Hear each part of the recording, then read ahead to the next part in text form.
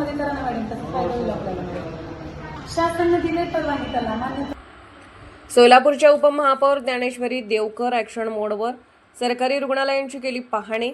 शहरातील सरकारी रुग्णालयामधील आरोग्य सुविधांचा दर्जा तपासण्यासाठी उपमहापौर सौ ज्ञानेश्वरी महेश देवकर यांनी शुक्रवारी आकस्मिक भेटी दिल्या.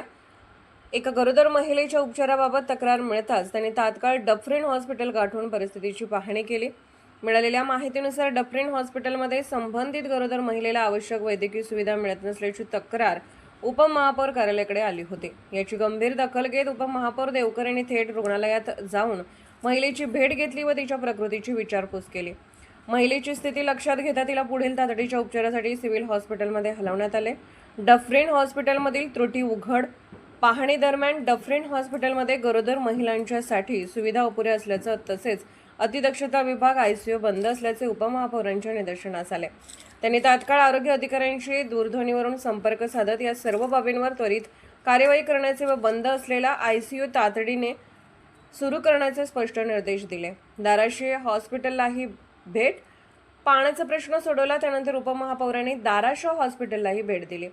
तेथे OPD मध्ये उपचारासाठी आलेल्या रुग्ण व त्यांच्या नातेवाईकांशी संवाद साधला. यावेळी डॉक्टरांनी रुग्णालयात पिण्याच्या पाण्याची समस्या असल्याचे सांगितले. उपमहापौरांनी क्षणाचाही विलंब न करता विभागीय कार्यालय क्रमांक 8च्या अधिकाऱ्यांशी संपर्क साधून पाण्याची टाकी तातडीने स्वच्छ करण्याच्या सूचना दिल्या.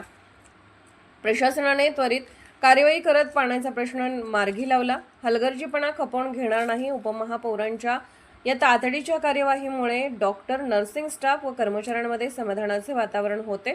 रुग्णालय प्रशासनाने व उपस्थित नागरिकांनी उपमहापौरांच्या तत्परतेचे कौतुक केले. यावेळी बोलताना उपमहापौर ज्ञानेश्वरी देवकर म्हणाल्या, नागरिकांना दर्जेदार व तातडीच्या आरोग्य सुविधा उपलब्ध करून देणे हे प्रशासनाचे कर्तव्य आहे. रुग्णसेवेमध्ये कोणत्याही प्रकारचा हलगर्जीपणा खपवून घेतला जाणार नाही.